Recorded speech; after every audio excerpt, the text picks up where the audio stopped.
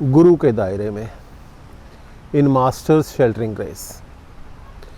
अपनी आज की इस वीडियो रिकॉर्डिंग के लिए मैं यहाँ न्यूयॉर्क के लॉन्ग आइलैंड में हंटिंगटन नाम का एक इलाका है, यहाँ ये एक बहुत सुंदर पार्क है, यहाँ आया हूँ।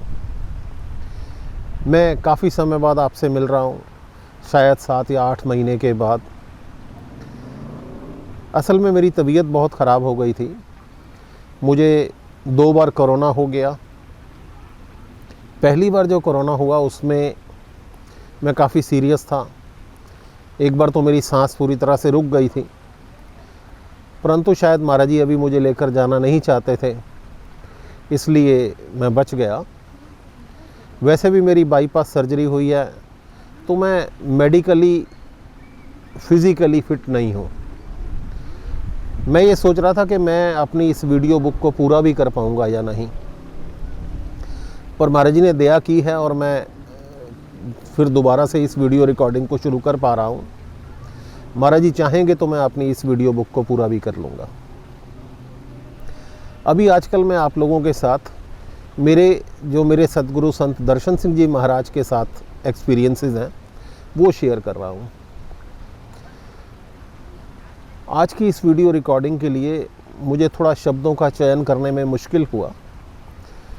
मैं ये नहीं समझ पा रहा था कि मैं अपनी बात को किस तरह से आपसे कहूँ। मेरी जो भी रिकॉर्डिंग्स होती हैं ये एक्सटेम्पोर होती हैं, मैं कुछ स्क्रिप्ट नहीं लिखता और उसके अकॉर्डिंग नहीं रिकॉर्ड करता। महाराज जी के साथ जो मेरे एक्सपीरियंसेस हैं वो मेरे जीवन का हिस्सा हैं, वो मेरे जीवन की कमाई है मेरी, तो वो मेरे दिल के अंदर बसे हुए हैं।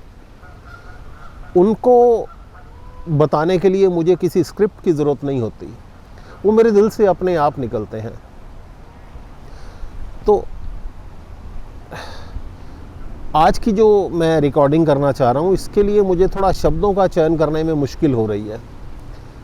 मैं नहीं समझ पा रहा कि मुझे इस तरह के एक्सपीरियंस आप लोगों के साथ शेयर करने चाहिए या नहीं, परंतु क्योंकि मुझे लगता है मैं फिज़िकली फ़िट नहीं हूँ और पता नहीं महाराज जी मुझे कब ले जाएंगे, तो मैं यही फ़ैसला कर पाया कि मुझे अपने ये एक्सपीरियंस आप लोगों के साथ शेयर करने चाहिए। मुझे लगभग 1987 से ये अंदाज़ा थोड़ा थोड़ा होने लग गया था कि संत दर्शन सिंह जी महाराज हमारे बीच बहुत ज़्यादा समय नहीं रुकेंगे। असल में महाराज जी खुद अपने इस तरह के इशारे बहुत क्लियर देने लग गए थे कि वो इस दुनिया को छोड़ के बहुत जल्द जाने वाले हैं। तो मैं इस बात को सोचकर काफ़ी परेशान होता था, परंतु महाराज जी ने ये भी बहुत स्पष्ट इशारे देने शुरू कर दिए थे कि उनके बाद उनके सुपुत्र राजेंद्र सिंह जी, जिन्हें हम उस वक्त राजी भैया के नाम से पुकारते थे, वो इस काम को संभालेंगे।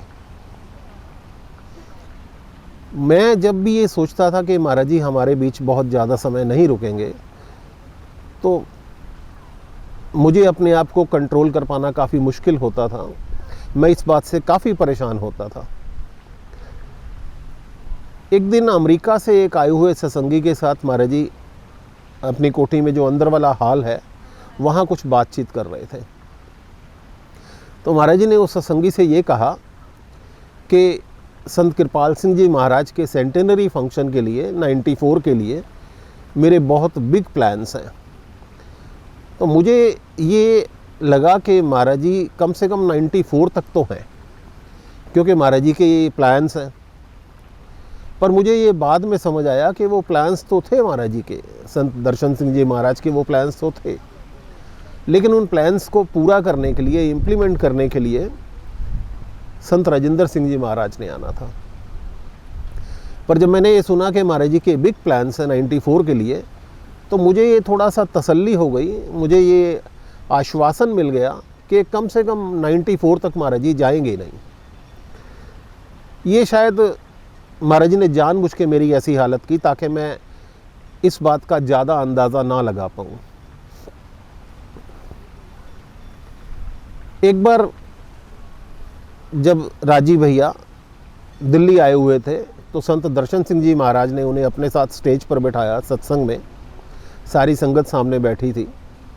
तो महाराज जी के जो बचपन के साथी रणधीर जी थे, उन्होंने सारी संगत से स्टेज पर ये कहा कि देखिए, पिता और पुत्र में कोई भेद नहीं रह गया, दोनों एक रूप हो गए हैं।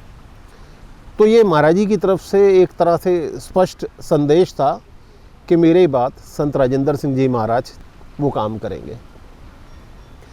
एक बार महाराज जी का शायद बर्थडे सेलिब्रेशन हो रहा था फरवरी का, मुझे अच्छी तरह याद नहीं, शायद। तो संत दर्शन सिंह जी महाराज ने सेब का काफ़ी सारा प्रसाद मंगवाया और जो कोठी का गेट है वहाँ पर मौजूदा सरकार संत राजेंद्र सिंह जी महाराज, इनसे वो सेब का प्रसाद बंटवाया। सारी संगत ने इनसे लाइन में लग के वो सेब का प्रसाद लिया। 1.5-2 घंटे वो सेब का प्रसाद बांटते रहे। मैंने भी वो प्रसाद उनसे लिया। मैं संत राजेंद्र सिंह जी महाराज को बहुत प्यार तो करने लग गया था, लेकिन कहीं ना कहीं मेरे को ये बात में बड़े मुश्किल होती थी कि मैं अपने गुरु के स्थान पर किसी और को कैसे देखूं।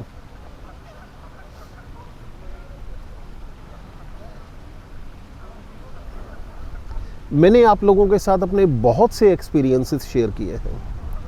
बहुत से एक्सपीरियंस मैंने शेयर नहीं भी किए और शायद नहीं करूँगा। मैं अपने जो अगले 2 वीडियो में अपने एक्सपीरियंस आपके साथ शेयर करना चाह रहा हूँ, इसके लिए मैं काफ़ी असमंजस में रहा कि मैं शेयर करूँ या नहीं करूँ। पर ये जो मेरी मेडिकल फिटनेस नहीं है, मुझे लगा कि मुझे ये एक्सपीरियंस शेयर करने चाहिए।